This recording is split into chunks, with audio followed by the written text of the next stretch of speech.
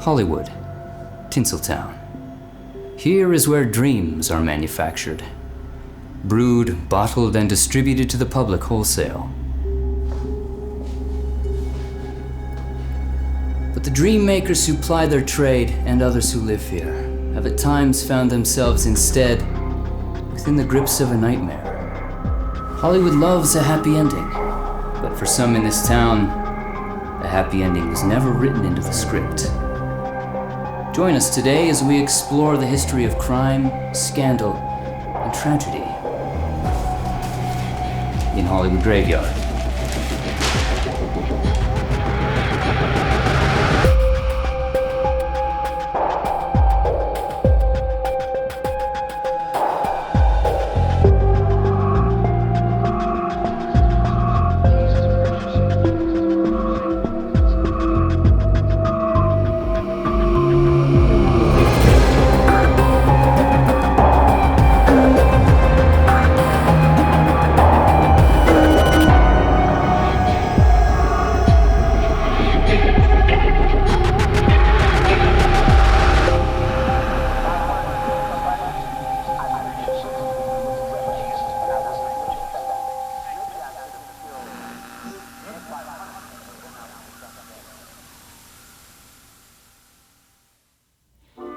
When the movies were a nascent industry in the late 19th, early 20th centuries, filmmakers had not yet landed in Hollywood. They were making their magic back east in places like New Jersey and Chicago. But our first tragic figure is partially responsible for the western expansion of film production to Los Angeles. Francis Boggs was his name, motion picture pioneer, buried here at Graceland Cemetery in Chicago. Here, Boggs met and worked with other movie pioneers like William Selig of Selig Polyscope fame. Boggs was familiar with the mild climate of Southern California and convinced Selig to finance winter filming expeditions there. In 1909, Boggs made one of the first motion pictures ever shot in Los Angeles, a short titled In the Sultan's Power.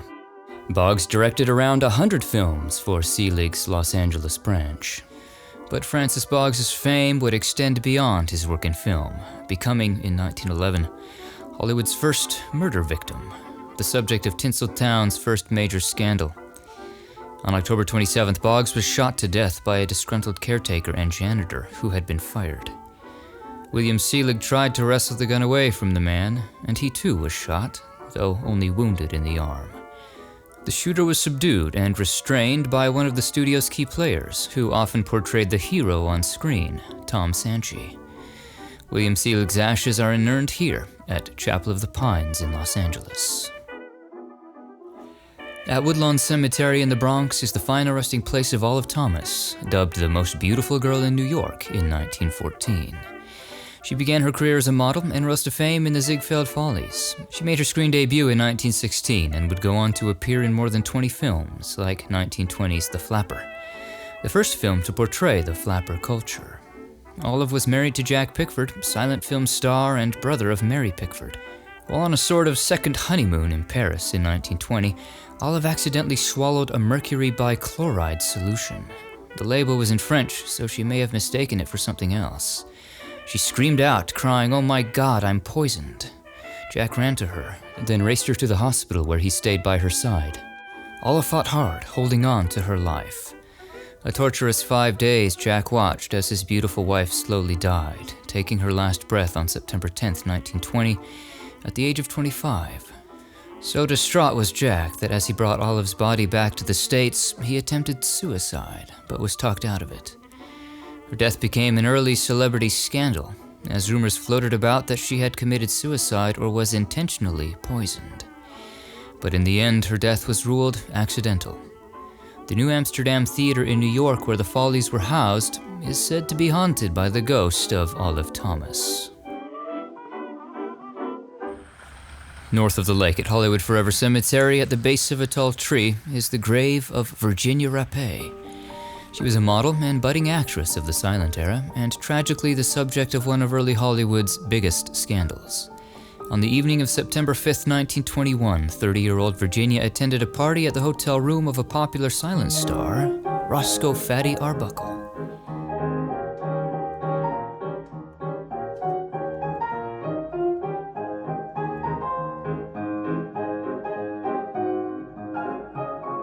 exact events of the evening are unclear, but reports are that Arbuckle found Virginia sick on the floor in the bathroom.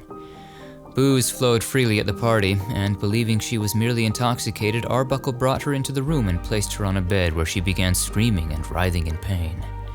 A doctor examined her, and she stayed in the hotel 2 days to recover, then was taken to the hospital where she died on September 9th of peritonitis caused by a ruptured bladder. Virginia's companion that evening, Maud Delmont, immediately pinned the blame on Arbuckle, claiming he raped her. Newspapers ran with the story that the portly Arbuckle had sexually assaulted her, rupturing her bladder and causing her death.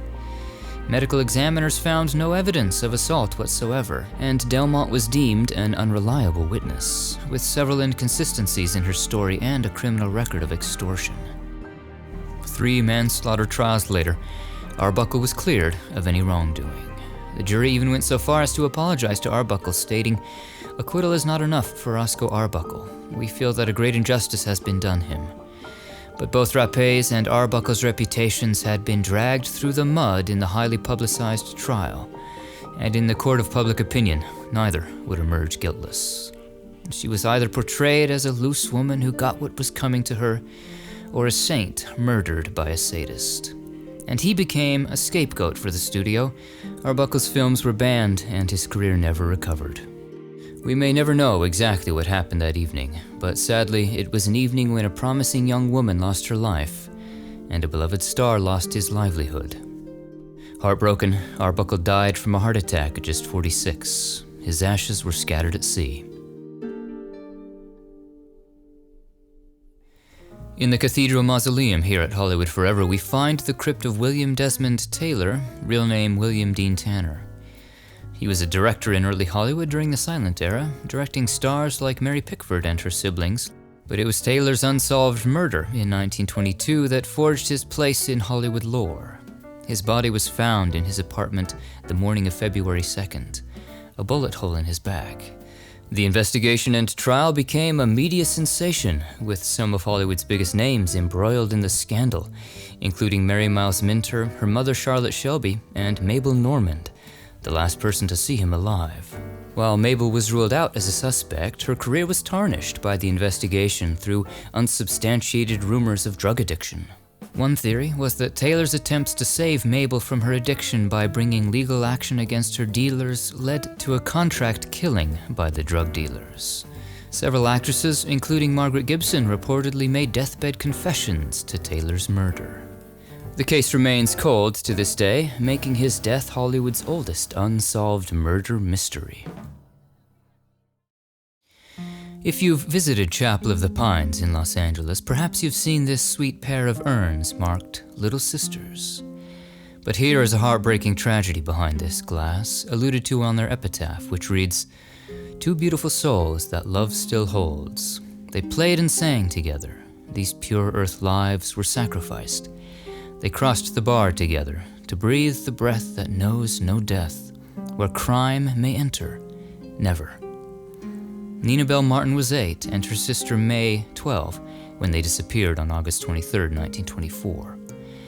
Their bodies were discovered 6 months later in a shallow grave by an agricultural worker. A man named Scott Stone was convicted of the brutal crime of kidnapping and murder of the 2 girls and sentenced to life in prison, but was paroled after only 16 years. Incidentally, Stone was the stepfather of silent movie star Jack Hoxsey. In the quiet halls of the Dahlia Terrace in the Great Mausoleum, we remember a similar tragedy, dubbed by the LA Times as the most horrible crime of the 1920s. Marion Parker was just 12 when she was abducted from school in a kidnapping for ransom. An unknown man posing as an employee of her father checked her out of her junior high school under the pretense that her father had been in an accident. The next day, the Parker family received a ransom note demanding $1,500 for Marion's return. Mr. Parker agreed to the ransom, desperate for his daughter's safe return. He met the abductor in central Los Angeles for the exchange. He could just see his daughter in the car, bound and unmoving. Upon the exchange of money, the assailant quickly drove away, stopping down the street, opening the car door and pushing Marion out. But when Mr. Parker arrived at his daughter, it was readily apparent that she was dead. She had been horribly disfigured, the details of which we needn't go into, but suffice it to say, the brutality of which shocked the entire nation. The perpetrator was hunted down in Oregon, who later confessed, claiming insanity and that a deity had directed him to commit the crime. It was one of the first cases of a plea of not guilty by reason of insanity. Fortunately, the plea did not stick, and he was found guilty, and was executed by hanging in 1928. If you've ever driven through forests along Glendale, you've likely noticed this distinctive monument. It is known as the Temple of Santa Sabina, a gem of precious marbles from Italy that once covered the altar of Rome's Basilica of Santa Sabina. Built in the 5th century, the canopy was purchased by Hubert Eaton in the 1920s for preservation and brought to California. There are no names inscribed on the sarcophagus beneath the canopy, but you'll be curious to know that it is now a private memorial to the Doheny family and the final resting place of Ned Doheny Jr. He was a member of the wealthy Doheny oil tycoon family and owner of Greystone Mansion in Beverly Hills. On February 16, 1929, Ned Doheny Jr. was found shot dead in a guest bedroom of Greystone Mansion alongside the body of longtime friend Hugh Plunkett in what appeared to be a murder-suicide. The official conclusion was that Hugh had shot and killed Ned, then shot himself. But not everyone was convinced, with some analysis of the forensic evidence telling a different story than the one that landed in the papers. Had Doheny actually pulled the trigger? Was there a third party involved? What was the motive? These questions were swept under the rug because, as one investigator put it, Old Man Doheny was too big to monkey with. A curious epilogue to this story is the fact that Doheny, a devout Catholic, was not laid to rest in the Doheny family room at Calvary Catholic Cemetery, but was rather buried here in a secular cemetery, just feet from Hugh Plunkett, his alleged killer.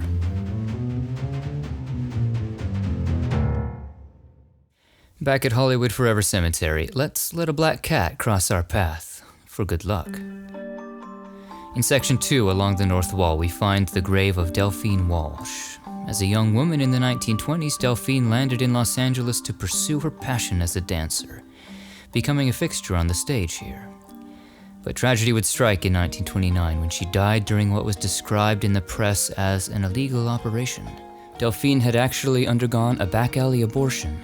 Before her death from septic peritonitis, she implicated the 2 doctors, both of which would be indicted on murder charges. Their defense was claiming that Delphine had attempted the abortion on herself before seeking out their help.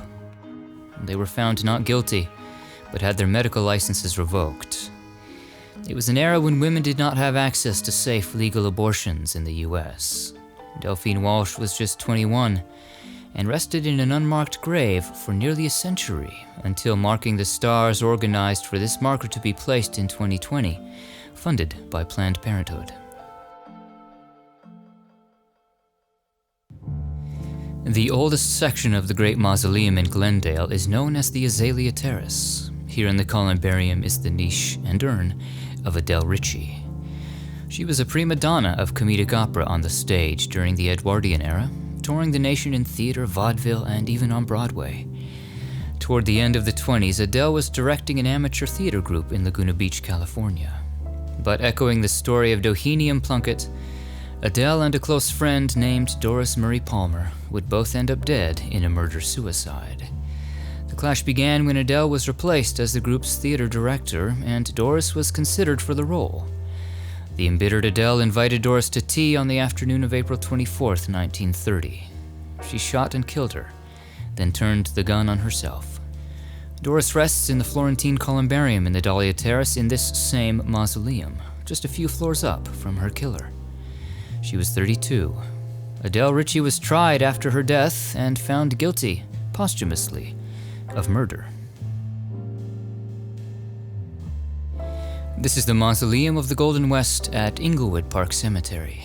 High on the wall in the Sanctuary of Faith, we find the niche of Paul Bern. He was a writer, director, and producer of films, principally in the silent era. These included several Paul Negri films, like Lily of the Dust and Flower of Night. Paul Bern would also help champion Jean Harlow early in her career. The two would eventually marry in 1932, becoming tabloid darlings. But the headlines would turn tragic just 2 months later when Bern was found dead in their home with a gunshot wound to his head. He was 42. His death was ruled a suicide with a note found nearby.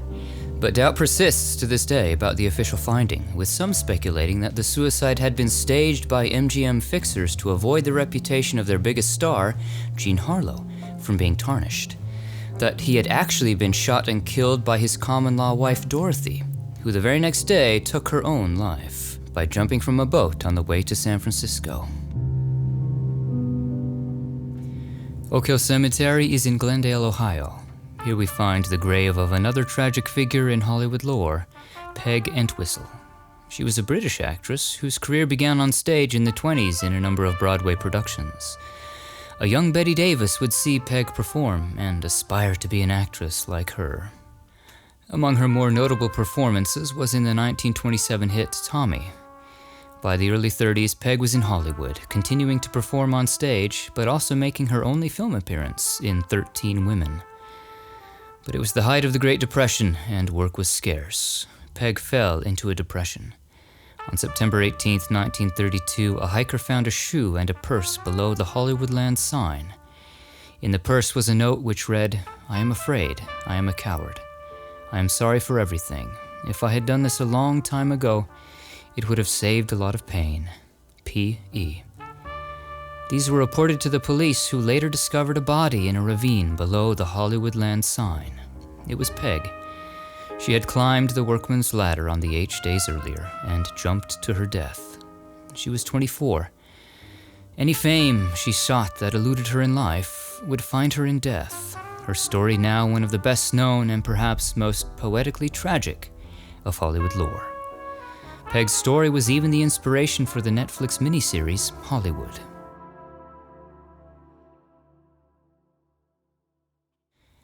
We're in the magnificent Great Mausoleum again, and the Sanctuary of the Vespers. Just above eye level on the left is the crypt of Russ Columbo.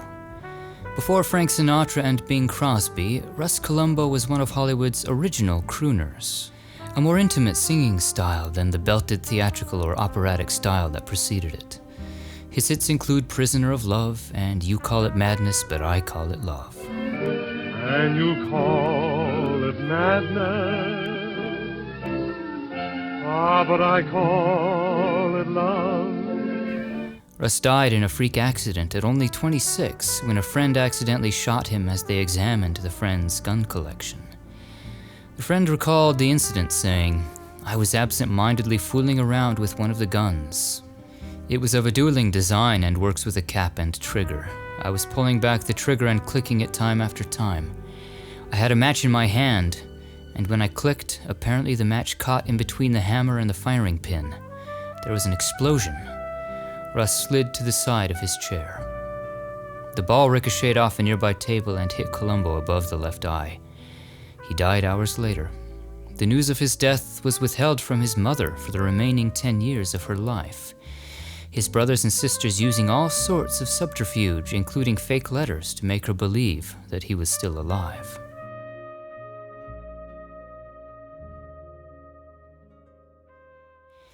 In Lawrence, Massachusetts is Bellevue Cemetery.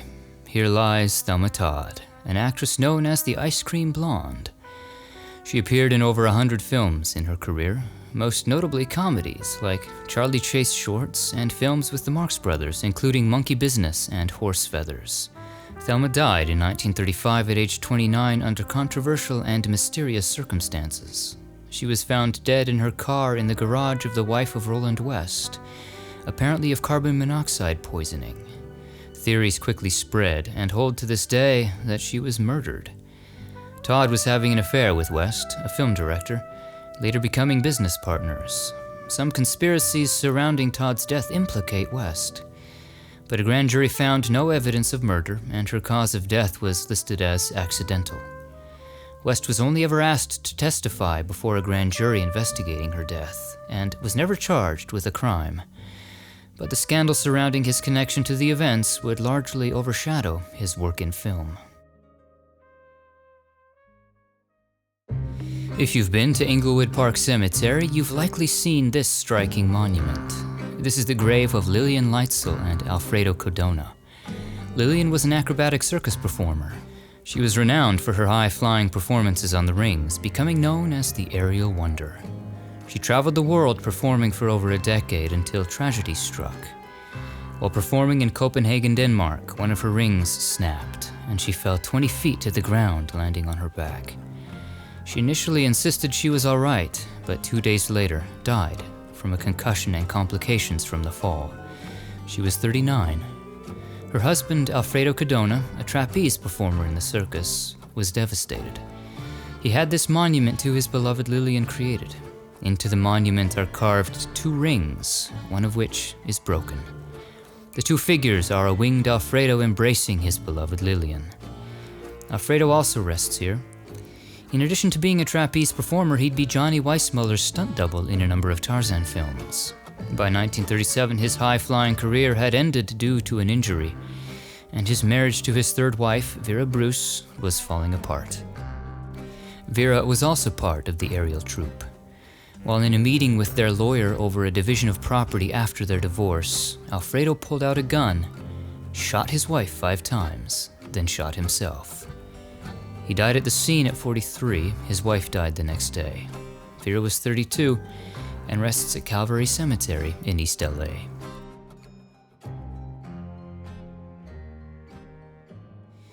In this very same lawn near the chapel at Calvary Cemetery is the grave of Ted Healy. He's the man we have to thank for giving the world the Stooges. He was a vaudevillian and one of the most influential comedic performers of early Hollywood, innovating the slapstick style of comedy that came to be associated with the Stooges. In the early 20s, he teamed up with his childhood friend Moe Howard, Moe's brother Shemp, and Larry Fine to create Ted Healy and his Stooges. The first film together was 1930's Soup to Nuts. A few years later, Shemp was replaced by younger brother Curly, and in 1934 the act was dissolved when Moe, Larry, and Curly signed with Columbia as the Three Stooges. Say, how about this? Wanted grave diggers, good salary, applies... No, too morbid. The morbid, the merrier. No. The events surrounding Ted's death in 1937 at age 41 remain somewhat unclear to this day. On December 21st, Healy was out celebrating the birth of his son at the Trocadero on the Sunset Strip. He got into a drunken altercation with a number of men that evening that left him quite battered. One report identified the men as college fellows, while another claimed the men were Wallace Beery, Albert Broccoli, and Pat DiCiccio. Healy was treated and driven home, but never fully regained consciousness, dying the next day. The official cause of death was given as toxic nephritis due to chronic alcoholism, with no mention made of the assault.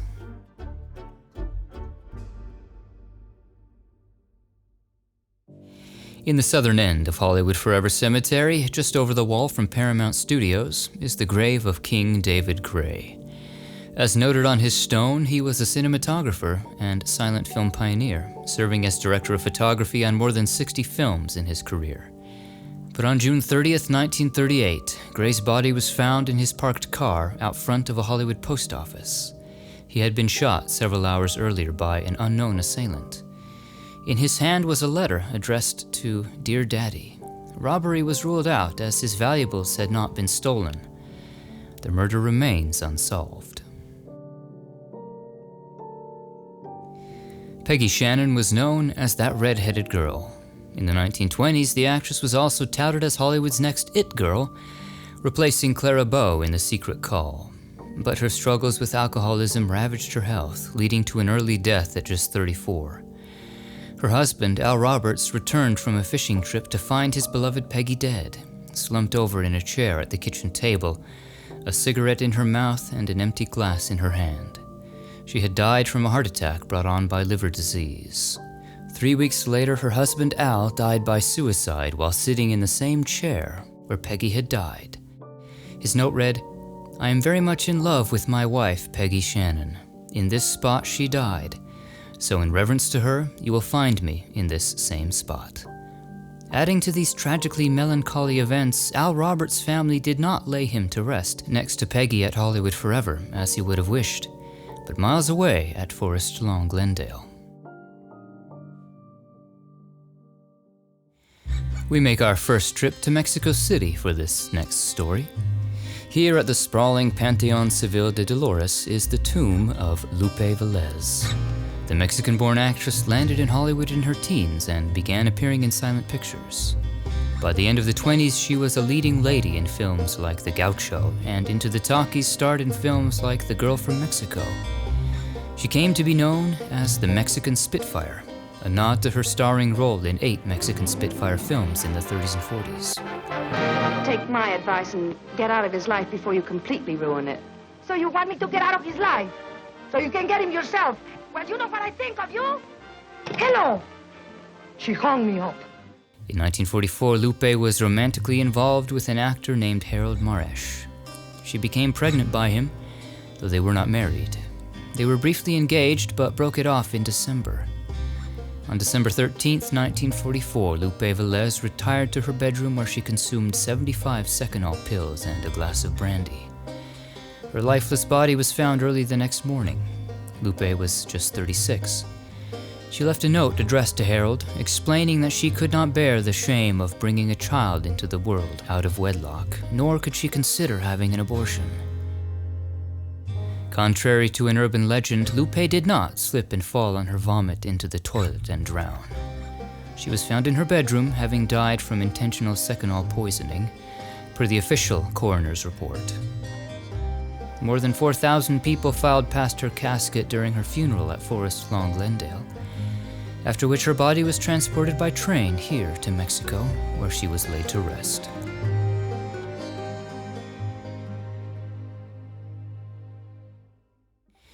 This is the Beth Olam Mausoleum at Hollywood Forever. Into the Hall of Solomon, we find the crypt of Benjamin Buggsy Siegel. He was known as one of the most notorious and ruthless gangsters of his day. This, combined with his good looks and charisma, made him a celebrity of a different sort. In the 30s, he headed a criminal empire on the West Coast and was a fixture in the Hollywood social scene. Siegel counted many Hollywood stars among his friends, including Cary Grant and Jean Harlow, who was godmother to his daughter Millicent. Buggsy was known for extorting money from movie studios and taking over labor unions for payoffs. He was also a driving force behind the development of the Las Vegas Strip, opening the Flamingo Hotel in 1946. On the night of June 20th, 1947, he was shot dead through the window of his Beverly Hills home. No one was ever charged, and the murder remains unsolved. At Hillside in Culver City, we visit the crypt of Mickey Cohen. He was a Los Angeles-based gangster and part of the Jewish Mafia. He worked under Buggsy Siegel until Siegel's assassination in 1947, at which point Cohen became the West Coast crime boss. He ruled the Hollywood underground from the Sunset Strip, and during his tenure rubbed shoulders with Hollywood legends like Frank Sinatra, Robert Mitchum, and Jerry Lewis, while simultaneously putting the squeeze on the movie industry by controlling unions through blackmail. In later years, he would be investigated by a Senate committee and eventually convicted of tax evasion. After a few stints in prison, Cohen died from stomach cancer at 62. The reign of Mickey Cohen was part of the backdrop of the 1997 film L.A. Confidential. The flowers were in bloom on this hillside after a week of rain at Mountain View Cemetery in Oakland, blooming for a woman named for a flower, the Black Dahlia. Here lies Elizabeth Short. She was an aspiring actress working as a waitress in Hollywood in the 40s, though there are no known film credits to her name. Any infamy she may have aspired to in life would only find her after death. On the morning of January 15th, 1947, a woman was walking with her 3-year-old daughter in an undeveloped Los Angeles neighborhood when she noticed what looked like a store mannequin not far from the sidewalk in a vacant lot. She quickly realized it was the body of a woman, nude and bisected at the waist. It was Elizabeth. Her severely mutilated body had been drained of blood, indicating she had been murdered elsewhere and posed in this lot to be discovered. The brutal nature of the case caught headlines nationwide, and she was posthumously dubbed the Black Dahlia.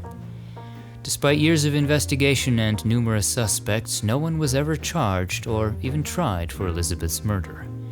Hers is perhaps the most famous unsolved murder in American history, and owing to the horrific nature of the case, it has lingered in the cultural and popular consciousness for decades, generating countless theories and wide public speculation about what happened to that poor girl back in 1947. Elizabeth's story would be the subject of numerous true crime productions and would also be fictionalized a number of times, including an American Horror Story and a film featuring her sobriquet. In the Everlasting Love section of Forest Lawn Glendale, right next to the road, is Carol Landis, a popular actress of the 30s and 40s who burst onto the scene in the 1940 film 1 Million BC. She had the most famous curves in Hollywood at that time, becoming known as the Ping Girl. The talented actress can be seen in films like I Wake Up Screaming. Now I realize I've been wasting my time. I can be somebody. Vicky, you're not serious about giving up your job. Of course. Why should I go on slinging hash when I can sling other things? Vicky Lynn, have you gone right out of your mind? No, I haven't. Just come to my senses, that's all. She was also a singer and gave generously of her time to support the war effort, becoming a favorite of servicemen during World War II. At the time of her death at age 29, Carol was having an affair with the married Rex Harrison. Carol took an overdose of Seconal to end her life, presumably because Rex refused to leave his wife for her. Rex Harrison and the maid discovered Carol on the floor of her bathroom. Harrison reportedly felt her wrist and detected a faint pulse, but he left without phoning an ambulance or the police, leaving the maid alone. A suicide note was discovered in her room, but there was also a reported second note that went missing. Years later, Lily Palmer, Rex Harrison's wife at that time, admitted that the second note had been a lover's farewell from Carol to Rex, which they had paid the police $500 to destroy. This and other questions still surround the events the night Carol died, though, particularly among her family, who refused to believe that Carol killed herself. Our journey takes us now to the mausoleum at Home of Peace in Colma and the crypt of producer Walter Wanger. He began at Paramount, where his first success was pitching the British novel The Sheik as a potential film. It was a huge success, launching the career of Rudolph Valentino. He worked for a time for many of the major studios before forming his own production company, where he would champion young stars like Charles Boyer and Henry Fonda. Films like John Ford's Stagecoach and Victor Fleming's Joan of Arc would make him one of the big names in Hollywood production.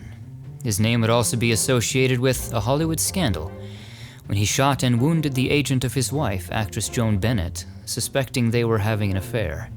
He served 4 months in prison, then was back to making movies, the last of which was his biggest gamble, the most expensive movie made to that point, Cleopatra.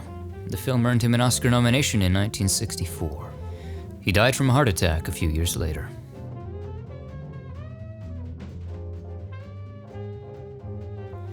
Next up is Oakland Cemetery in Woodstock, Illinois. Here in the shadow of a tree we find a famous figure in Hollywood crime, Johnny Stompanato. He served as a Marine during World War II, after which he made his way to Los Angeles, where he would soon become the bodyguard of mobster Mickey Cohen. By 1957, Johnny was in a relationship with actress Lana Turner. Their relationship was stormy, sometimes violent. On April 4th, 1958, Stompanato was fatally stabbed by Lana's 14-year-old daughter, Cheryl. She claimed self-defense, that Stompanato had been violently attacking her mother. A coroner's inquest later determined it was justifiable homicide.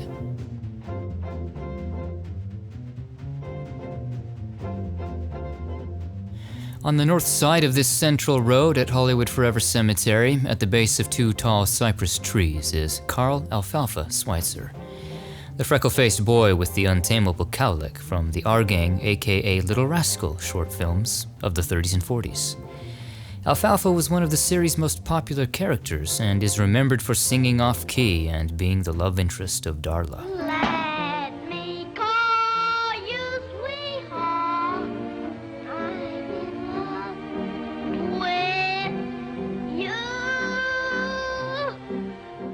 After he outgrew the R Gang series, he worked as a professional dog breeder and hunting guide, hence the dog on his marker.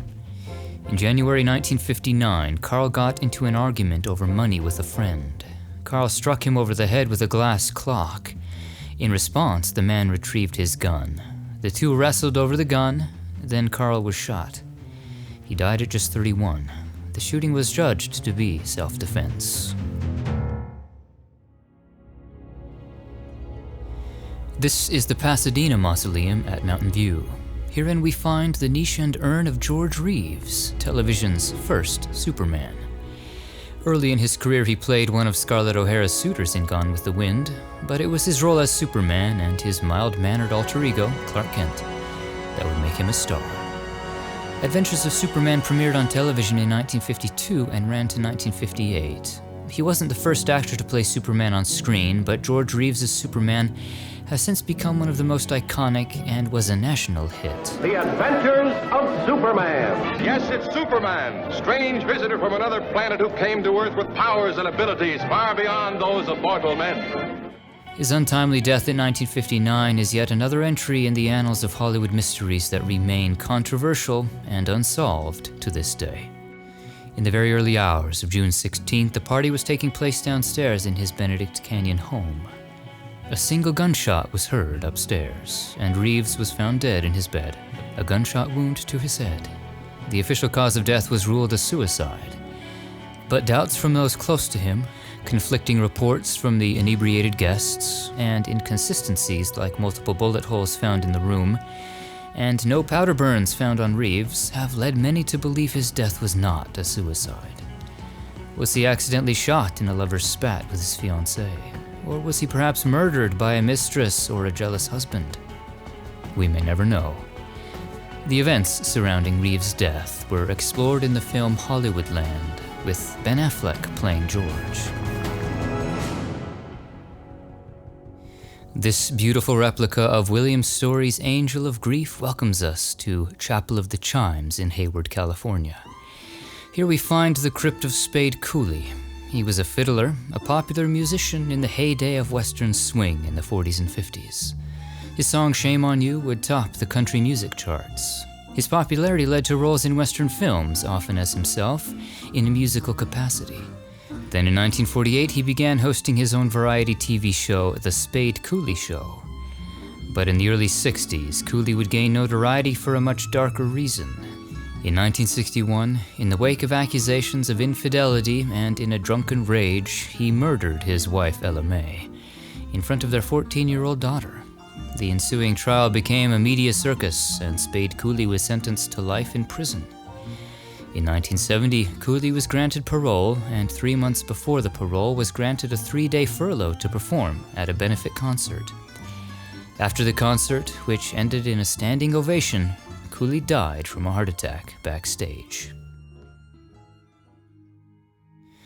You taphophiles out there surely know this location and have visited it many times.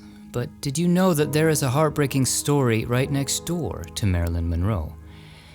Kitty corner to Marilyn is the crypt of Tara Lee Anderson, known as Darby Winters. She was an aspiring young actress in the 60s who wanted to be just like her hero, Marilyn Monroe. After learning of Monroe's untimely death in 1962, Darby Winters expressed a desire to be laid to rest next to her whenever that day came. Tragically, that day would come just months later. She was strangled to death by her stepfather at just 16. Fulfilling her request, she now rests here one space away from Marilyn Monroe. Marilyn herself, one of Hollywood's most tragic figures. As one of the entertainment world's biggest and brightest stars, one we've visited more than any other on this channel, Marilyn's death in 1962 at the age of 36 from a barbiturate overdose shocked and saddened the world. The tragedy of her story still resonates to this day, leading to her crypt here being one of the most visited in the entire world. This is the grave of actress Karen Cookie Kupcinet at Memorial Park Cemetery in Skokie, Illinois. She had recurring roles on shows in the 60s like Hawaiian Eye and The Gertrude Berg Show, and can be seen in films like The Little Shop of Horrors. But it was her death that would make the biggest headlines. Just days after the assassination of President Kennedy in 1963, Karen was murdered in her West Hollywood home at the age of 22. Occurring so close to Kennedy's assassination and her father's prominent place as a Chicago newspaper columnist led to Karen's name being among many wrapped up in the various conspiracy theories surrounding it. This included the debunked claim that she was murdered by the mafia to silence her for having known in advance that Kennedy would be killed, and knowing who was responsible. Karen's murder remains unsolved to this day. Into the Garden of Honor at Forest Lawn, Glendale, we find the grave of Sam Cooke. The singer and songwriter was sometimes known as the King of Soul. He rose to popularity in the 50s and 60s with hits like Twistin' the Night Away, Twistin' the Night Away, and Cupid. Cupid, draw back your bow. He had 29 singles chart on the Billboard Top 40. But Sam's life and career came to a violent end when he was shot and killed at a motel in South Central LA on December 11th, 1964, at age 33. Uncertainty still surrounds the events that led up to the shooting, but the hotel manager who shot him claimed self-defense, and the coroner's jury ruled justifiable homicide. Cooke and a young woman checked into the hotel that evening and had some kind of altercation which led to the young woman fleeing with half his clothes, and Sam ending up in the motel office looking for her. He clashed with the hotel's manager and was then shot. His final words were, "Lady, you shot me." Tom Neal was an actor in the 1940s known for films like Detour and Crime, Inc. But he's perhaps best remembered today for his off-screen exploits, involving violence and murder. This is the grave of Gail Cloke at Inglewood Park Cemetery. Tom and Gail married in 1961, but 4 years later police would be called to their Palm Springs home where the body of Gail was found on the couch. She had been shot. Neal became the immediate suspect. At the trial, he claimed her death was accidental, that she had pulled the gun on him during an argument, and in the struggle it had gone off and killed her. A consummate actor, he put on quite a show in the courtroom for the jury, bringing the conviction down from first-degree murder to just involuntary manslaughter. During his parole, he even went out to a cemetery for a photo shoot and placed flowers on a grave, staging his grief. But it wasn't the grave of his wife here at Inglewood, but a seemingly random grave at Desert Springs. Incidentally, the grave he posed at was that of another homicide victim, 10-year-old Juanita Zepeda, whom he likely didn't even know. Tom Neal was sentenced to 15 years, but only served 6. He was cremated after his death. This is Union Hill Cemetery in Pennsylvania, where we find the grave of Linda Darnell. In the 30s, she was Hollywood's youngest leading lady, and would come to be known for her frequent on-screen collaboration with Tyrone Power, like in The Mark of Zorro and Blood and Sand. She's also remembered for starring alongside Robert Newton in Blackbeard the Pirate, and she won critical acclaim for her starring role in Forever Amber. In 1946, she played Tuptim in Anna and the King of Siam. In that film, her character is burned at the stake, tragic foreshadowing of her own fate. In 1965, she was staying at the home of a friend in Illinois when a fire broke out. She was unable to escape, being overcome by the smoke and flames, and suffering severe burns over 80% of her body. Linda died at the hospital a short time later. She was 41. At Gate of Heaven in New York, we find the grave of Dorothy Kilgallen. She was a noted journalist and columnist in the 50s and 60s, her columns often covering show business gossip and news, as well as subjects of organized crime. She covered events like the Sam Shepard trial and the Kennedy assassination. Dorothy is also remembered as a longtime panelist on the game show What's My Line? But her coverage of high-profile individuals in politics, crime, and entertainment ruffled a lot of feathers, particularly her investigation into the Kennedy assassination. On November 8, 1965, Dorothy was found dead in her Manhattan home. Her death was determined to be an accidental combination of alcohol and barbiturates, with no indication of violence or suicide. Underneath the cause of death, the medical examiner typed, "circumstances undetermined." A cloud of suspicion and uncertainty has hovered over the events of her death 60 years ago. Allegedly, Dorothy Kilgallen was about to talk or publish a big story related to the JFK assassination right before her death. This is Calvary Cemetery once again. After the death of Rudolph Valentino, Mexican actor Ramon Novarro inherited the role as prominent Latin lover and exotic male sex symbol in Hollywood. He played the title role in Ben-Hur, A Tale of the Christ. Other films include The Cat and the Fiddle and Mata Hari. Ramon Novarro lived at odds with his Catholic faith and his homosexuality.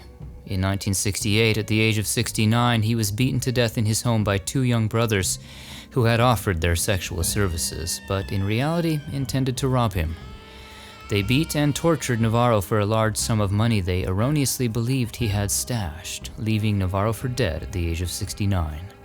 The two men were later arrested and convicted, but spent less than a decade behind bars for Novarro's killing.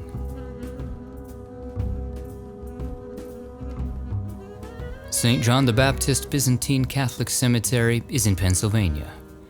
This is where famed pop artist Andy Warhol is laid to rest. He was the leading figure of the pop art movement in the 60s, his work exploring relationships between advertising and celebrity culture. Some of his best-known works include silkscreen paintings like the Campbell soup cans and the Maryland diptych. His New York studio, The Factory, became a well-known gathering place for bohemians, intellectuals, and other artists. It was there that, in 1968, Warhol survived an assassination attempt. He was shot by a radical feminist writer. Warhol was seriously wounded, barely surviving and spending 2 months in the hospital. He suffered the physical effects of his injuries for the rest of his life, passing away at just 58 from complications after gallbladder surgery.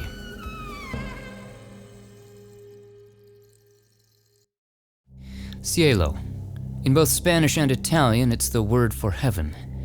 But just after midnight on August 9th, 1969, this quiet street in Benedict Canyon was nothing like heaven, becoming a hell on earth.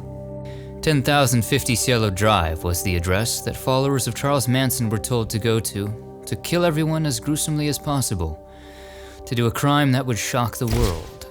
And shock the world they did, with their mindless, heartless brutality.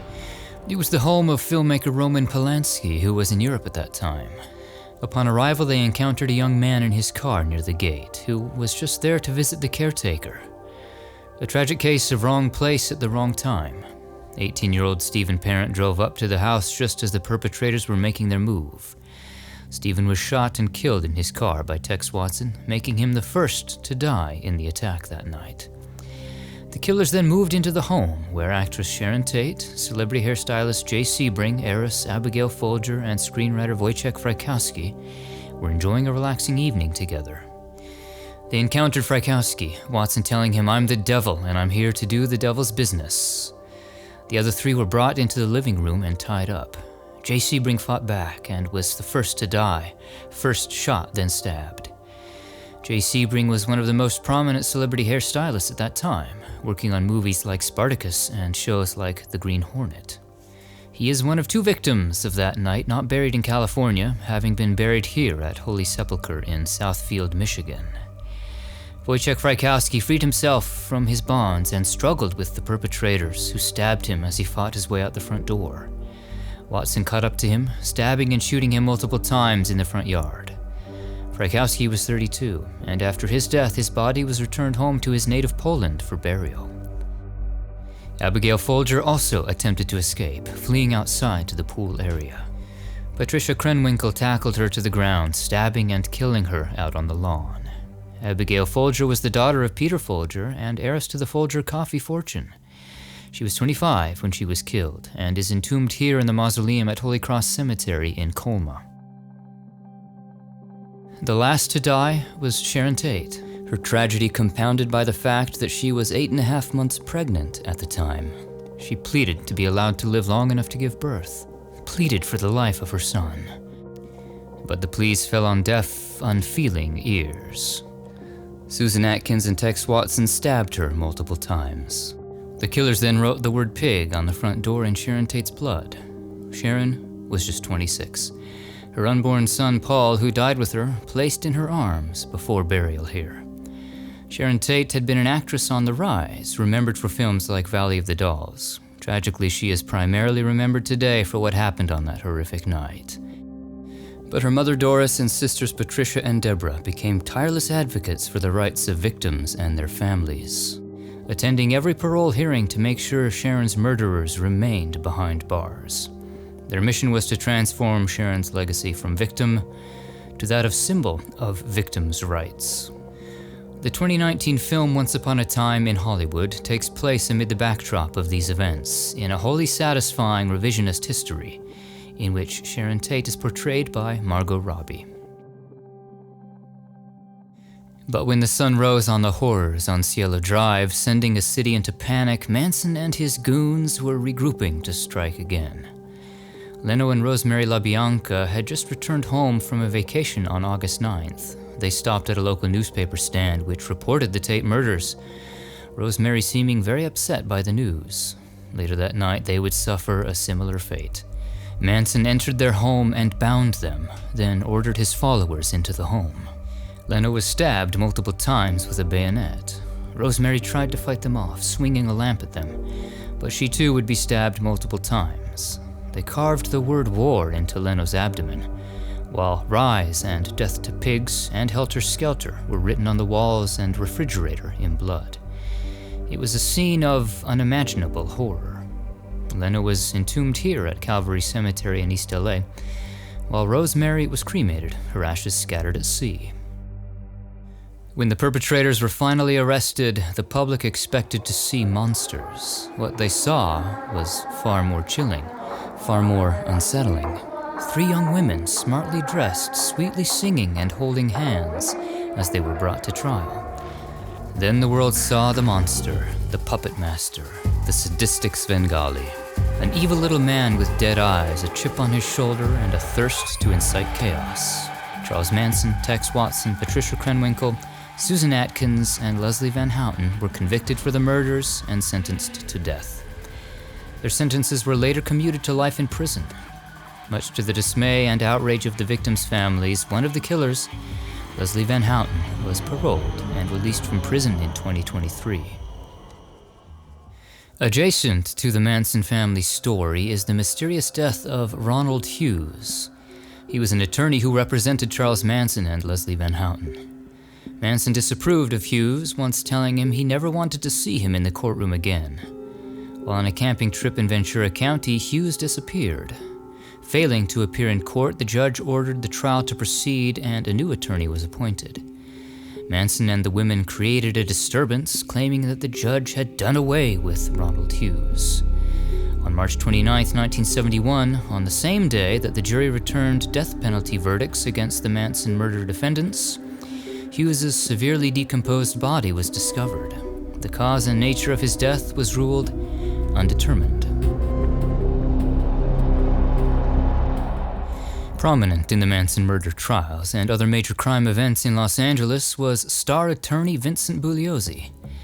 He successfully prosecuted Manson and his associates for the Tate LaBianca murders. His book, Helter Skelter, The True Story of the Manson Murders, became the best-selling true crime book in history.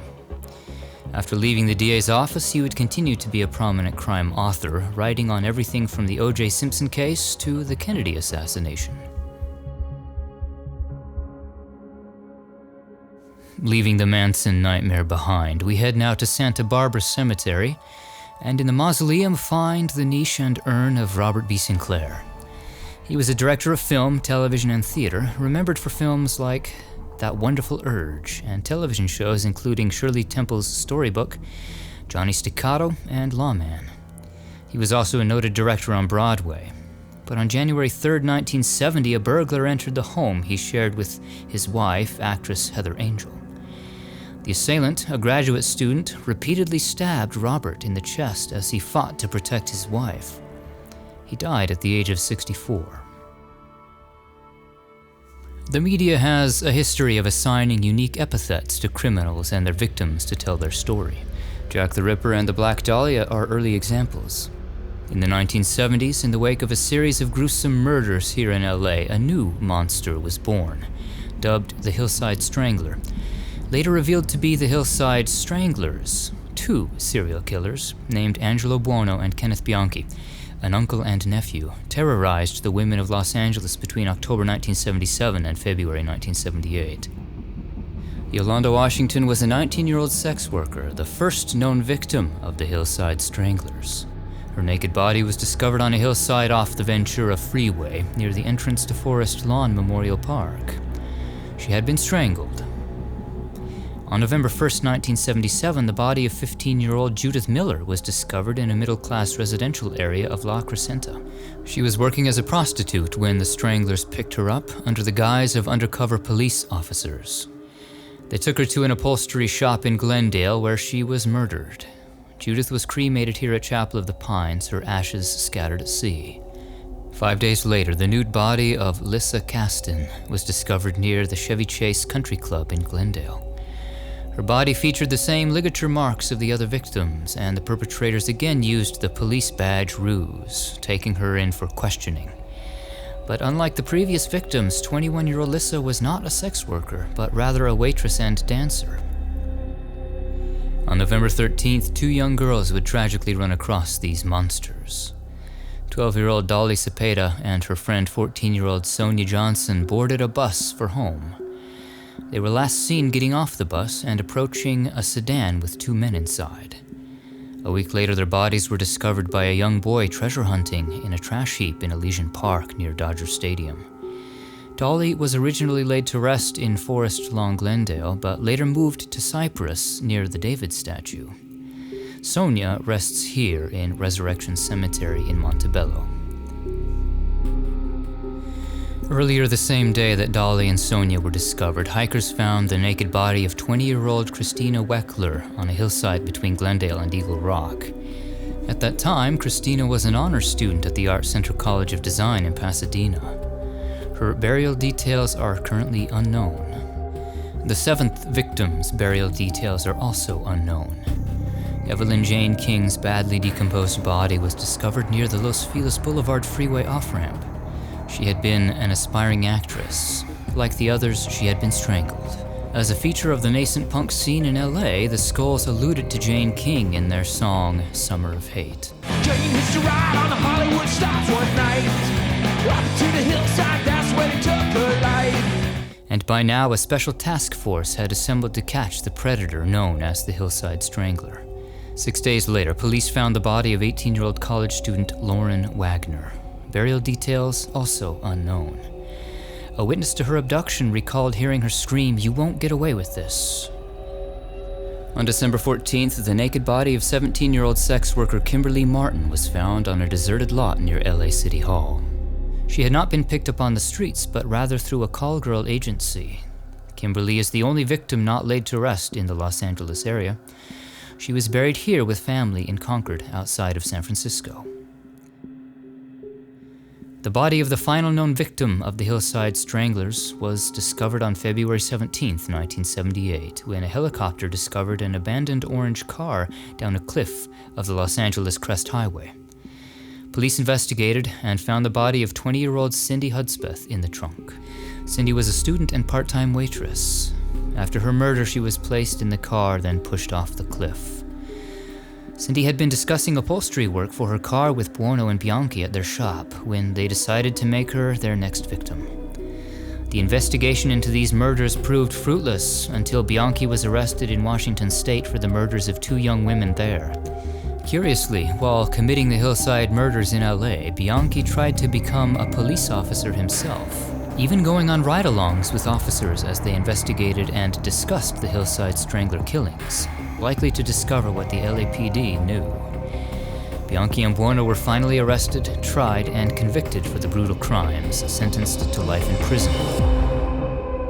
There was almost an 11th victim in Los Angeles of the Stranglers. Catherine Lorre was the daughter of legendary actor Peter Lorre. The Stranglers encountered her and had intended to abduct her, but upon learning that she was Peter Lorre's daughter, they let her go. Catherine's tragedy would come nearly a decade later when she died from diabetes at just 32. Unbeknownst to friends and family, she remained in the morgue for nearly a month before funeral arrangements were made. This is Westminster Memorial Park in Orange County. Here we find the grave of Danny Locken. He was an actor, perhaps best remembered for playing Barnaby Tucker in Hello, Dolly, a role he had also played on the Broadway stage. You also saw him in Gypsy and in guest roles on shows like My Three Sons. But his life and career were cut short in August 1977. On the evening of the 21st, he left a Garden Grove bar with a man named Charles Hopkins. Hours later, Danny's body was found on the floor of Hopkins' apartment, stabbed more than 100 times. Hopkins was arrested and tried for murder, but convicted only of voluntary manslaughter, sentenced to just 4 years for the crime. Danny Locken was just 34.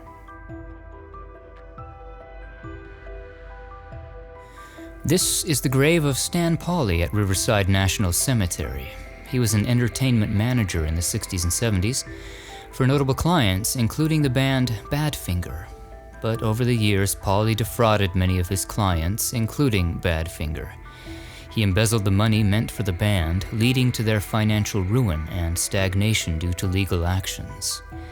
So distraught was singer Pete Ham that he took his own life by hanging at 27 in 1975. Pete directly implicated Pauley in his suicide note. We're back again at Gate of Heaven Cemetery in Westchester County, New York. In Section 2, just in from the road, is the final resting place of actor Sal Mineo. He was one of the rising stars of the 50s and 60s. He dropped out of school as a child and joined a street gang. After an arrest for robbery at the age of 10, he was given 2 choices: juvenile detention or acting school. He chose the latter, and it wouldn't be long until he appeared on Broadway. He reached the peak of his success playing Plato alongside James Dean in Rebel Without a Cause. His performance earned him an Academy Award nomination. But like so many, this young talent's life was cut far too short, depriving the world of what might have been. While in Los Angeles rehearsing for a play, he was stabbed to death in a botched robbery attempt behind an alley near the Sunset Strip. He was 37. A young pizza delivery man with a long criminal record was convicted of the crime and spent just 12 years in prison. We're in Waynesville, North Carolina now, and Green Hill Cemetery.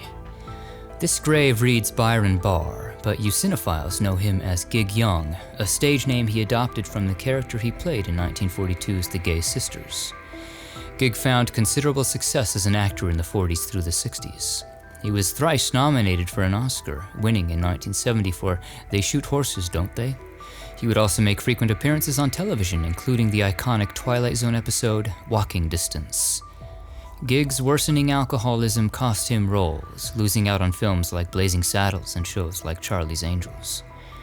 On October 19, 1978, 3 weeks after his marriage to his 5th wife, the couple were found dead in their Manhattan apartment. Gig had shot and killed his wife, then shot himself. He was 64, and no motive has ever been discovered for the murder-suicide.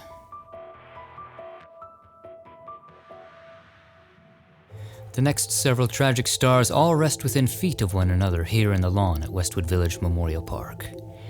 Bob Crane was a popular funny man on TV, remembered as the title character in the 60s and 70s sitcom Hogan's Heroes in some 168 episodes. He also had his own show, The Bob Crane Show. In 1978, Bob was living in Scottsdale, Arizona. On the afternoon of June 29th, his co-star entered his apartment after he failed to show up for a meeting and discovered his body. He had been bludgeoned to death and had an electrical cord wrapped around his neck. The Scottsdale police had no homicide division and was ill-equipped to handle such a high-profile case. Years later, an acquaintance was arrested and charged with Crane's murder, but later acquitted. Bob Crane's murder remains unsolved. Not far southeast is the grave of Dorothy Stratton. She was a Canadian model who posed for Playboy in the late 70s, and in 1980 was named Playmate of the Year. She also had a brief acting career in B films like Galaxina.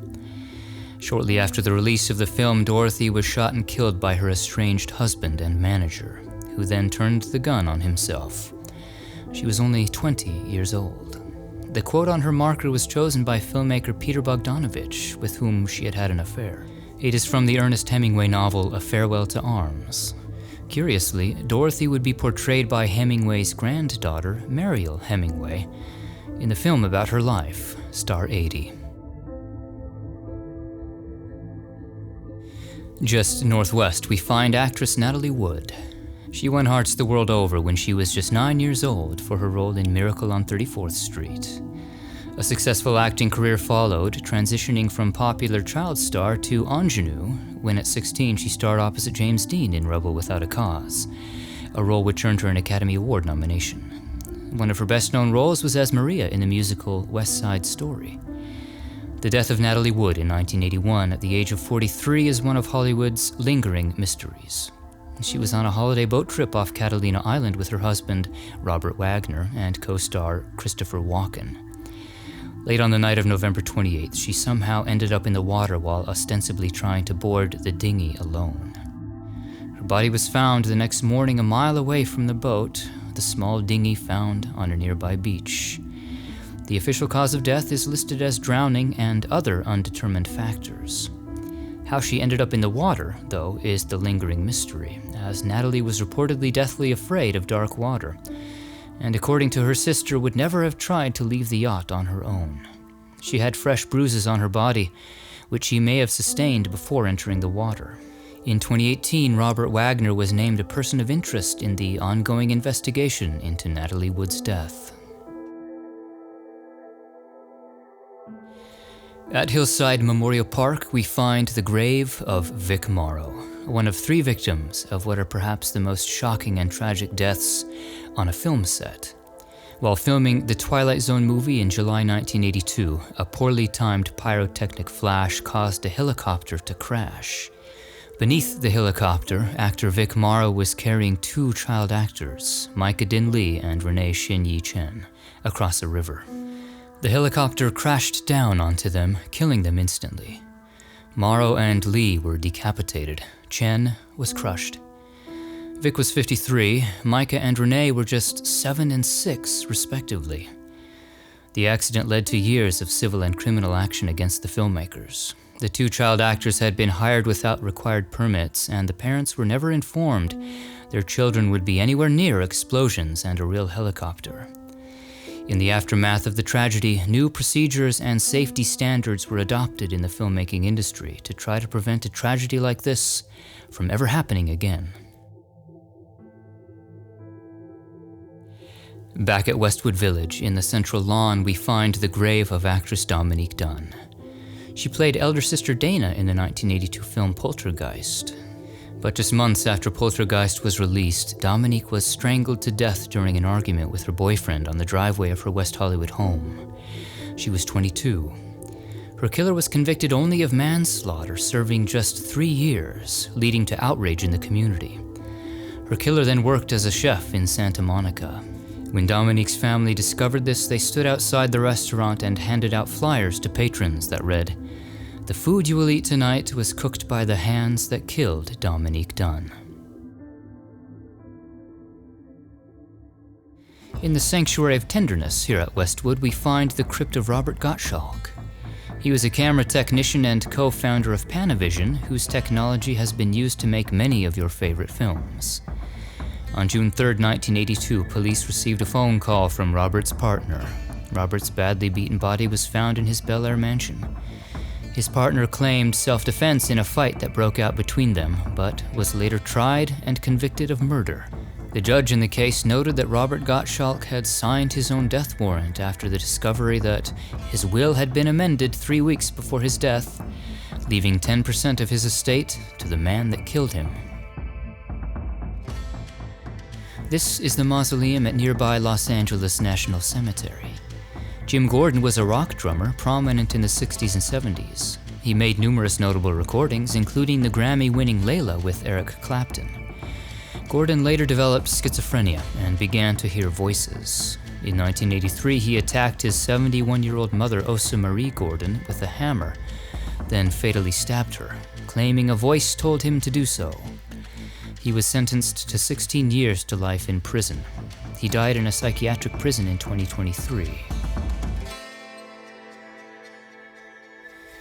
Nearly a decade after the Hillside Stranglers terrorized Los Angeles, another monster with a headline-grabbing epithet would haunt the streets here in California. Richard Ramirez was known as the Night Stalker. His brutal and vicious crime spree began with the slaying of 9-year-old Mei Lung in San Francisco, a killing that was not linked to him until after he was convicted of his Night Stalker crimes in Los Angeles.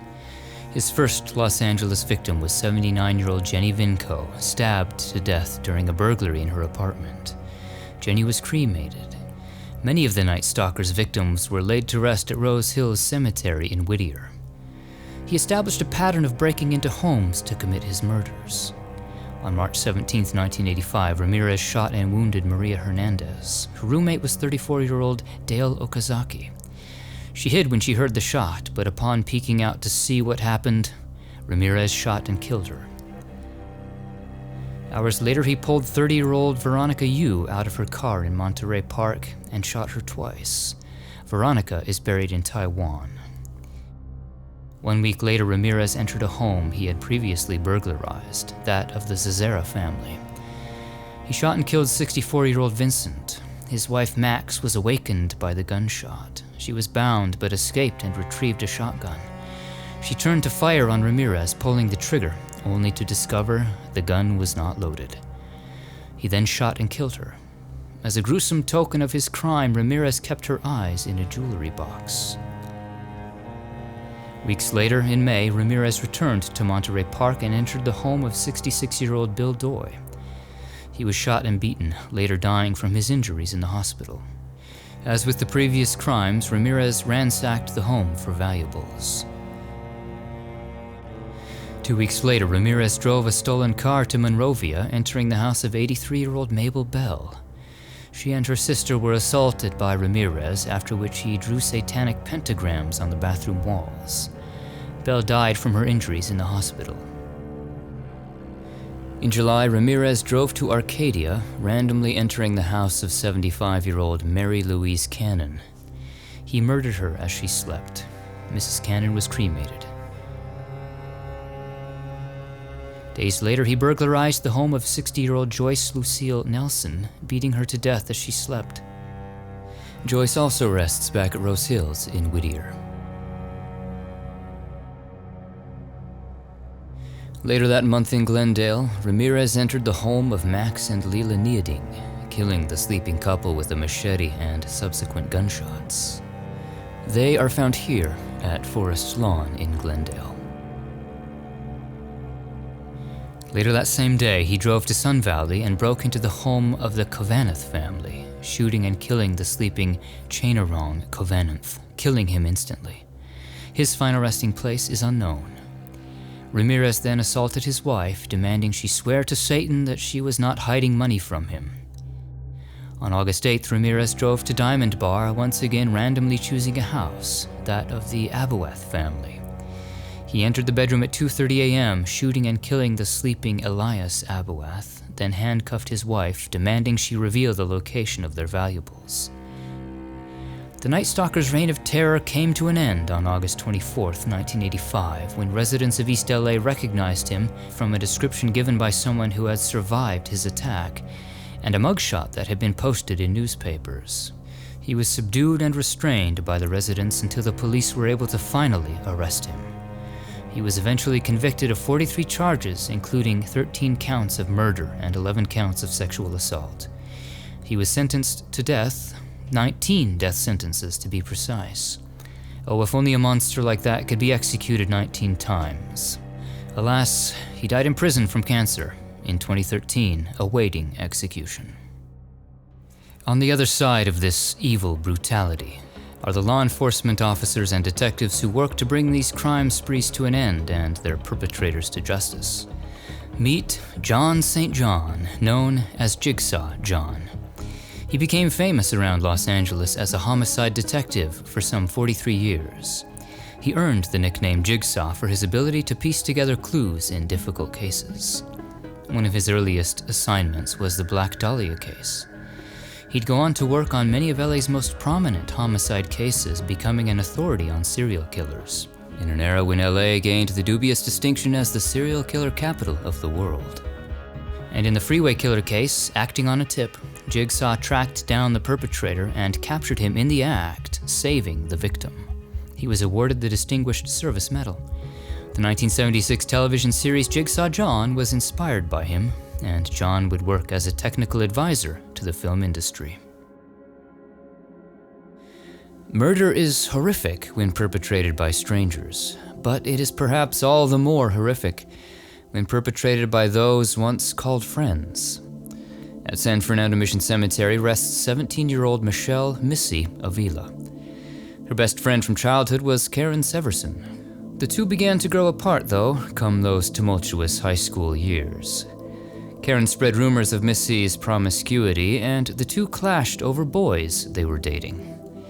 The tension came to a head on October 1st, 1985. Missy told her mother she was going out with a school friend named Laura Doyle. She would never return. On October 4th, her body was found face down in a stream in Big Tahunga Canyon. She had been forcibly drowned in 6 inches of water. No one had any reason to suspect Karen and Laura, who not only attended the funeral but consoled the family and regularly visited her grave here. The case went cold until 1988, when another schoolmate came forward with information about the case. Karen and Laura were arrested and charged with first-degree murder, but sentenced only to second-degree murder, the jury stating they were not convinced the murder had been premeditated. The two women spent some 22 years in prison. Upon her release, Karen Severson attempted to publish a book about the crime and her time in prison. As a result, California passed Missy's Law, which requires entities helping publish books by criminals to contact the families of victims. Michelle Avila's story would inspire a book, Missy's Murder, and later a TV movie titled A Killer Among Friends, in which Missy was portrayed by Tiffany Thiessen.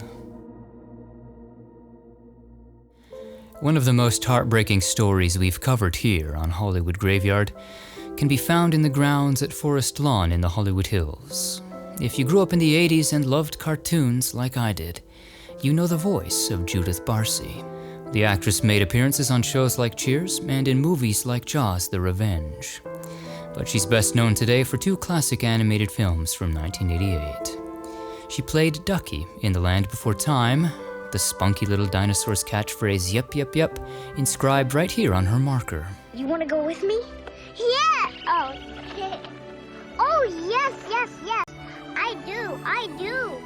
My name's Littlefoot. Mine is Tucky. Yep, that is what it is. Yep, yep, yep. Judith also tore at our heartstrings with her performance as Anne Marie in All Dogs Go to Heaven. You know, goodbyes aren't forever. Then, goodbye, Charlie. I love you. But tragically, Judith would never see the completion of either of these films. As Judith's star rose, her father became increasingly unhinged and abusive. Judith feared for her life, and the case was reported to Child Protective Services. But not enough was done to save her. Judith and her mother Maria were shot and killed in their own home by Judith's father. Judith was just 10, and Maria, the wind beneath Judith's wings, was 48. They rest here side by side. Their graves remained unmarked for years until, through the efforts and graciousness of fans, these markers were placed in 2004.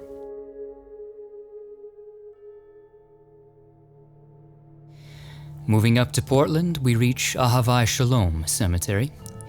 Here lies another tragic young figure from Hollywood, Rebecca Schaefer. She began her career as a model before moving into acting. In 1986, she landed the role for which she is best known, playing Patty Russell in the CBS comedy My Sister Sam. And her film roles include Radio Days and scenes from the class struggle in Beverly Hills. But her life and promising career were cut tragically short in 1989 when she was shot and killed by an obsessed fan who had been stalking her. Rebecca was 21. Her killer had found her address through the DMV, killing her on her doorstep as she prepared to audition for a role in The Godfather Part 3. As a result of the incident, federal laws regarding the release of personal information through the DMV were changed. Schaefer's death helped prompt the passing of America's first anti-stalking laws.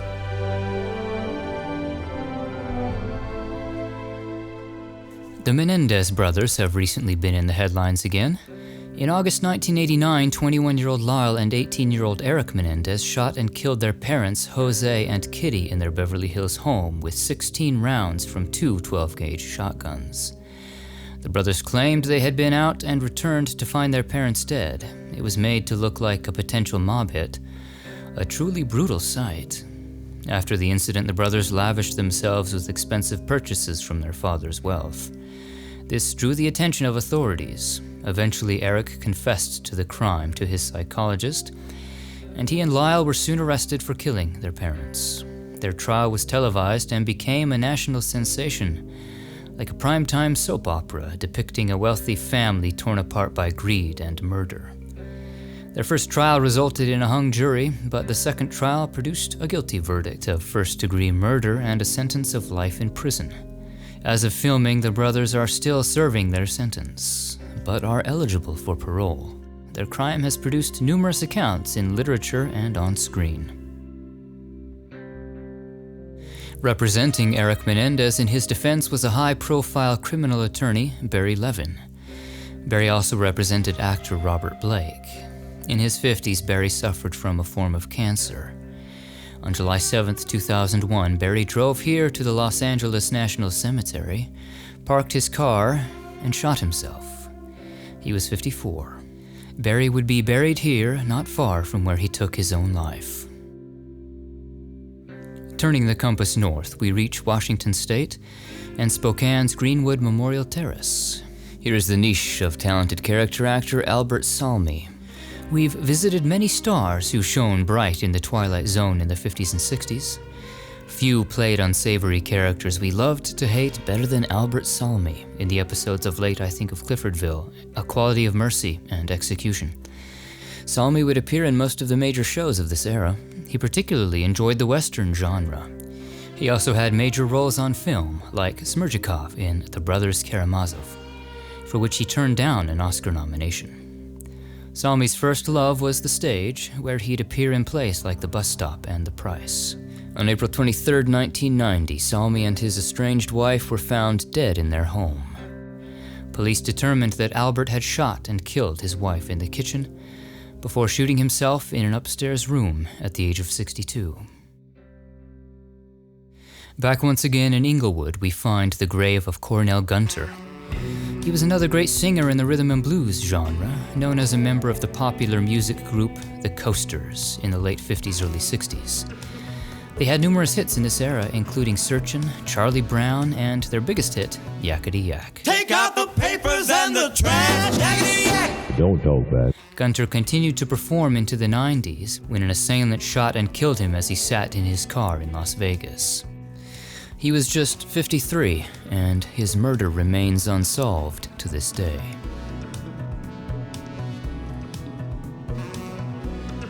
This is Kalama Cemetery in Washington. In these grounds are a couple of members of the Brando family.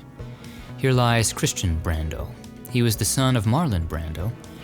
Like his father, Christian dabbled in acting, never quite gaining the fame of his father. He appeared in 6 films in the 60s to the 90s, including The Secret Life of an American Wife and Unmasked Part 25. But today, Christian is remembered for his tumultuous personal and family life and the killing of his sister's boyfriend. In 1990, Brando fatally shot Dag Drawlet, who was in a relationship with his half-sister Cheyenne. He pled guilty to manslaughter in the highly publicized trial and was sentenced to prison. He was released after 5 years. Brando died from pneumonia at just 49. He rests here alongside his mother, Anna Cashby. Anna was Marlon Brando's first wife, an actress herself. She appeared in 8 film and TV productions in the 50s and 60s, including Battle Hymn and Night of the Quarter Moon. But like her son, Anna's tumultuous personal life would forever overshadow her contributions to entertainment. She married Marlon Brando in 1957, a marriage that would produce 1 son and last just a year and a half. A bitter custody battle would follow for years over their son. After Marlon won custody, Anna allegedly paid $10,000 to have Christian kidnapped. She wrote a memoir titled Brando for Breakfast. In 1991, an incident of police brutality was captured on camera. Before the days of police body cameras, the footage was one of the first times the public at large saw such a horrific example of police brutality. On March 3rd, Rodney King was pulled over after a high-speed pursuit for driving while intoxicated. After initially evading arrest, King was severely beaten by the police officers, even after complying. King later said he feared for his life. An uninvolved resident filmed the incident from a nearby balcony, later sharing the footage with a local news station. The footage quickly spread around the world, causing a public uproar. In a city already near a boiling point with racial tension over issues like these, the city exploded into riots in 1992, when the 4 officers involved were all acquitted of charges of use of excessive force. The riots lasted 6 days, in the wake of which 63 people were dead, thousands more injured, and over $1 billion worth of property was damaged. During the riots, Rodney King famously said what is now engraved on his tombstone. Can we all get along? I really hope so, Mr. King. And as one visitor here noted, I hope we can get things right someday.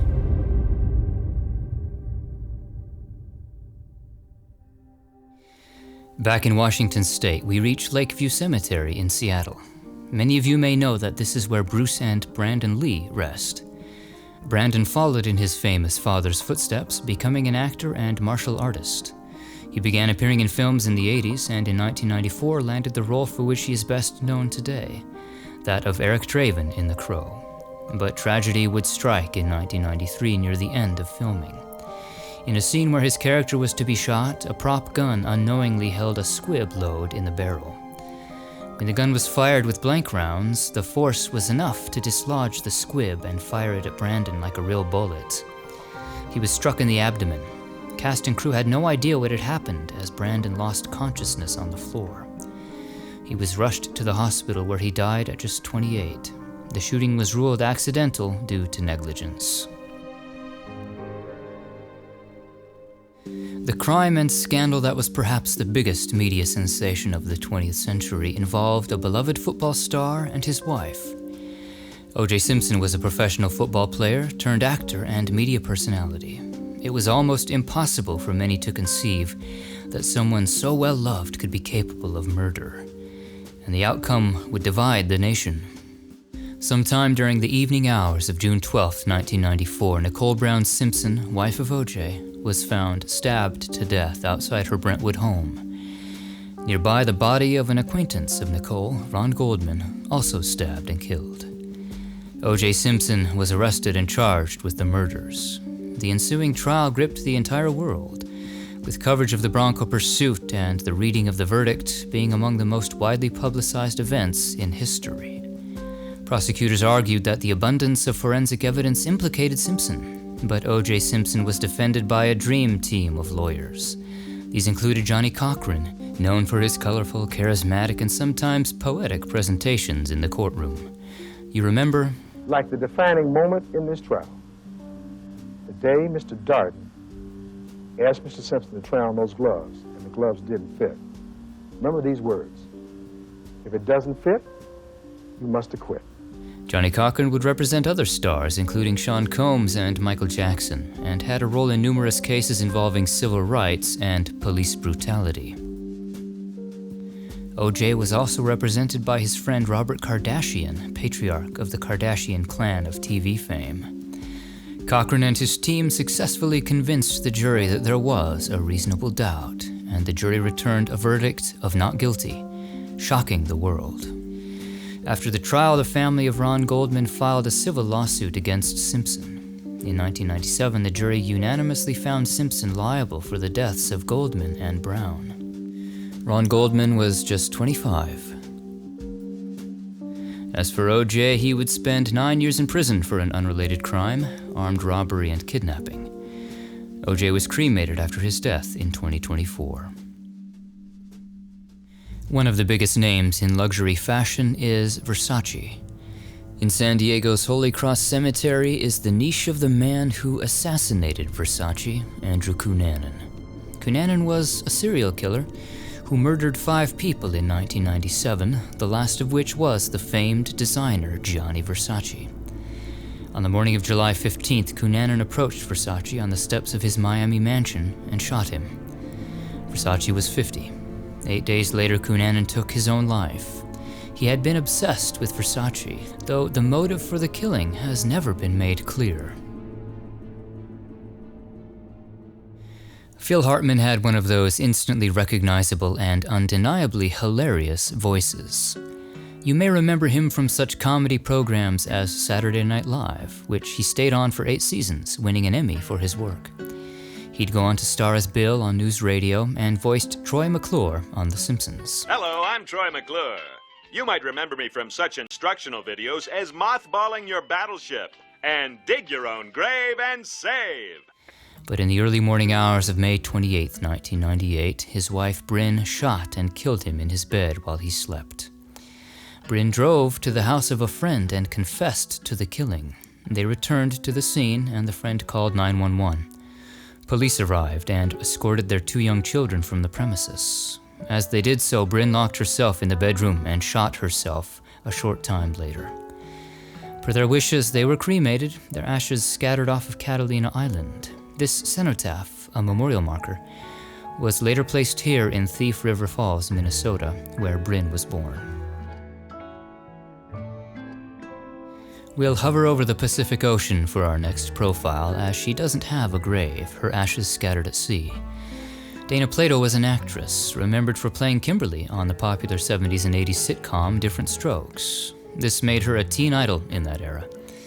But Dana's struggles with substance abuse were well documented, and after Different Strokes ended, she struggled both in her professional and personal life. In 1991, she robbed a Los Angeles video store with a pellet gun. The clerk called 911 reporting that, "I've just been robbed by the girl who played Kimberly in Different Strokes." She'd later be arrested for forging a prescription and served 30 days in prison.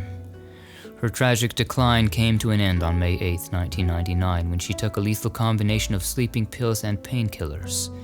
Dana was 34. Her death was ruled a suicide, but those close to her argue that her death was an accidental overdose. These events drew awareness to and sparked national debate on the plight of struggling child actors. This is the Mausoleum at Home of Peace, a Jewish cemetery in East LA, across from Calvary. Here we find the crypt of Susan Berman.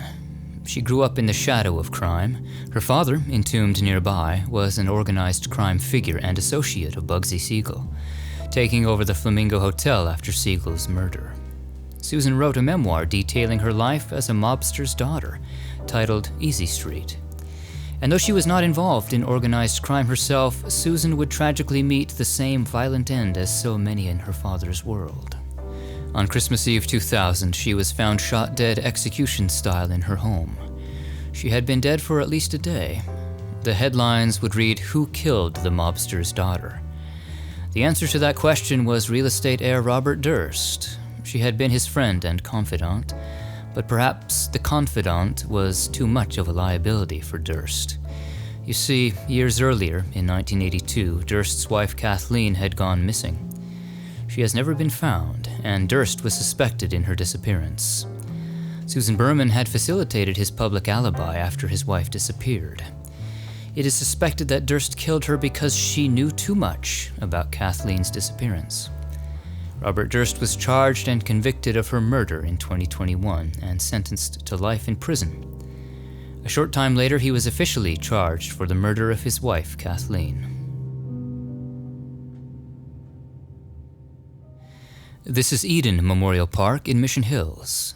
Here lies murder victim Nicholas Markowitz. He was just 15 when he was caught up in a drug debt owed by his older brother to a local drug dealer named Jesse James Hollywood. In August 2000, Nicholas was kidnapped by Hollywood and his gang with the intent to hold him for ransom for the debt. He was taken to Santa Barbara and attended house parties with his captors, others unaware that anything was amiss. Jesse James Hollywood later determined that rather than returning Nick home, where they could potentially face the legal ramifications of kidnapping, he ordered young Nicholas to be killed, the order given to another of his debtors as a way of paying off his debt. Nicholas was shot and killed in the Santa Ynez Mountains and buried in a shallow grave. His killers and Jesse James Hollywood, who ordered the kill, were all arrested and convicted of murder. The events inspired the 2006 film Alpha Dog, which starred Anton Yelchin in the role inspired by Nick. Back at Forest Lawn, Hollywood, not far from Judith Barcy, is the grave of Bonnie Lee Bakley. She was the second wife of actor Robert Blake, her 10th husband. Before Blake, curiously for our tour today, she was involved with Christian Brando. She had a daughter, naming her Christian Shannon Brando, only later to discover through a paternity test that she was actually the daughter of Robert Blake. The child's name was then changed, and Bonnie and Robert wed. On May 4th, 2001, Robert took Bonnie to dinner at Vitello's in Studio City. Afterwards, Bonnie was shot and killed sitting in her car outside the restaurant.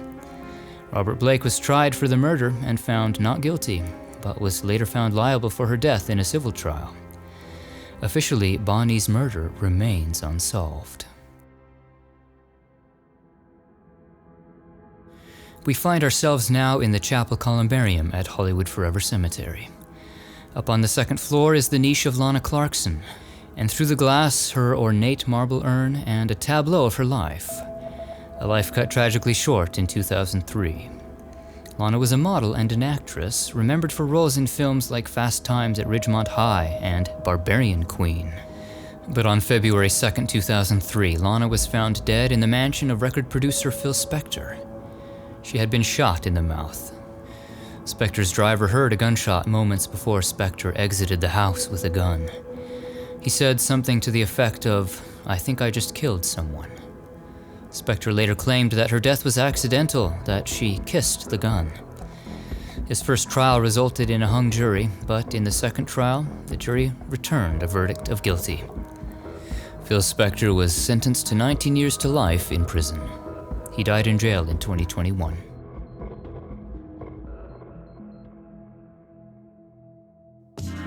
The majestic Great Mausoleum is a fitting resting place for a king, with its soaring Gothic arches, statuary, and colorful stained glass.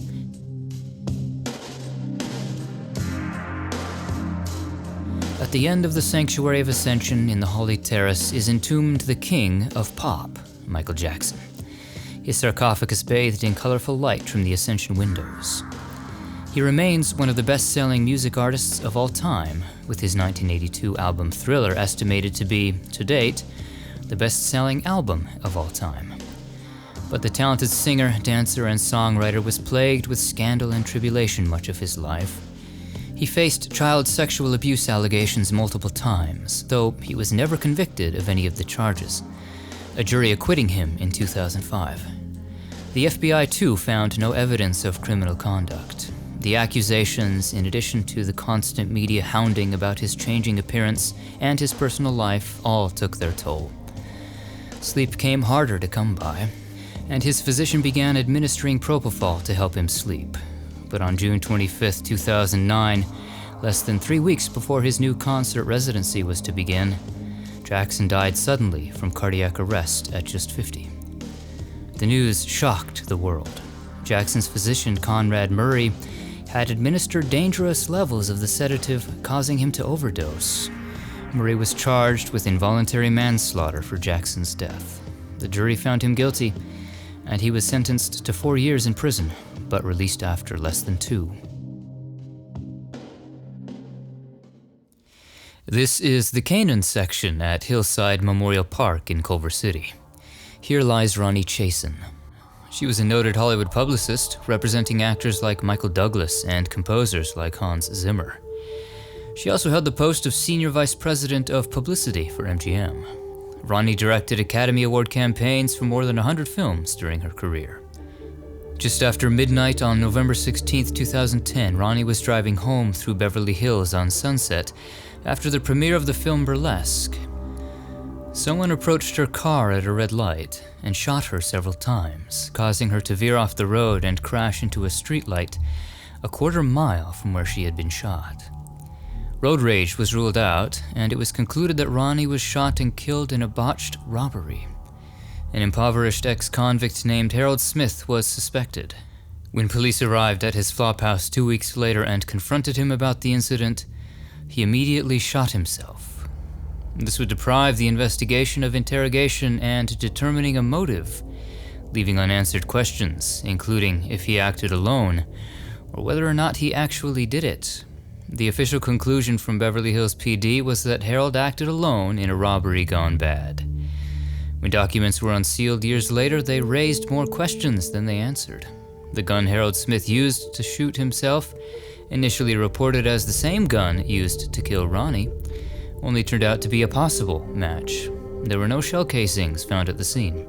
Her valuable Prada handbag was left on the seat, not stolen. And there was no direct forensic evidence placing Harold in Beverly Hills that night. And suicide is certainly no admission of guilt. This has led some to wonder if the case was closed prematurely. Back at Hollywood Forever, next to the lake, we remember one of the more recent tragic instances of death on a movie set. Here lies Helena Hutchins. She was a cinematographer, also known as a director of photography, the person responsible for capturing the director's vision in the camera. She was working on the set of the 2024 film Rust when tragedy struck, echoes of Brandon Lee some 28 years later. Actor Alec Baldwin was handed a prop gun, and while preparing for the scene, practicing draws, the gun discharged, striking director Joel Souza and Helena Hutchins. Joel survived, but Helena died while being transferred to the hospital at just 42. Her family filed a wrongful death lawsuit, which was later settled. The first AD pled guilty to negligent use of a deadly weapon. Baldwin was charged with involuntary manslaughter, but the charges were later dropped. The movie armorer, the person in charge of the prop guns and their safety, was found guilty of involuntary manslaughter and sentenced to 18 months in prison. The incident sparked calls for gun safety reform on movie sets, and calls to never again use real ammunition or functional firearms in movies. Despite the tragedy, Helena's family is encouraging people to still see Rust, calling her work stunning and wanting her to be remembered for her talent, rather than just for how she died.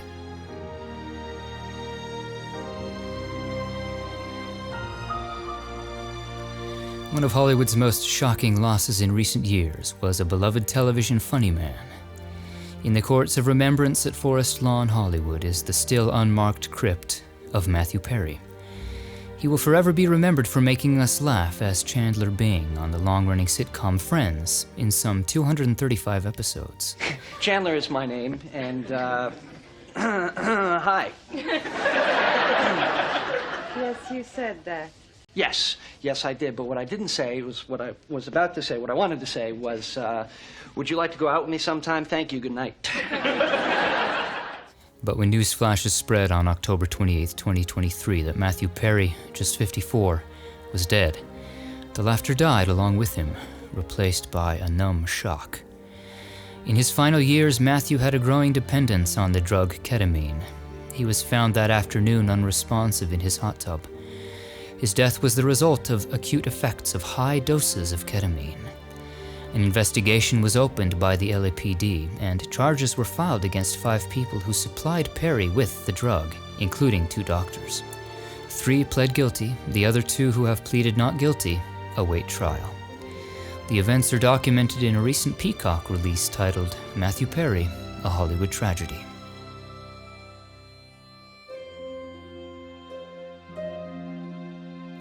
For our last stop of the day, let's visit this unique monument, which you may have seen if you've visited Rose Hills in Whittier.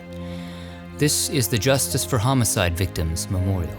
It is the first memorial in the U.S. dedicated exclusively to homicide victims.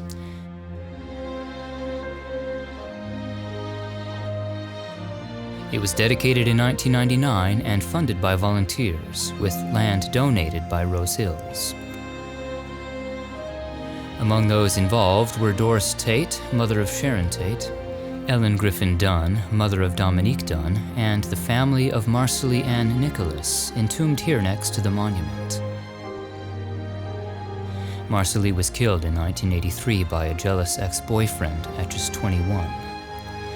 This memorial is an extension of the nonprofit organization created the following year, known as Justice for Homicide Victims, which holds an event here annually for kinship, connecting, and healing.